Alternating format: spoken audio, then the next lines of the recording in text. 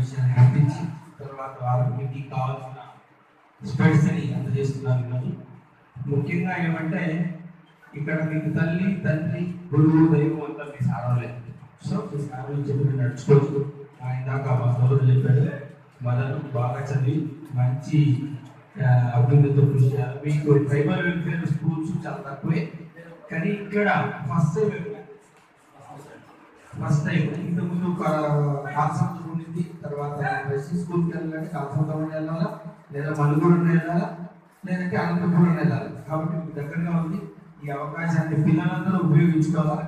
మేము చెప్తున్న మాటలన్నీ చాలా మంది గ్రహించకపోవచ్చు, కానీ అందరూ గ్రహించాలా.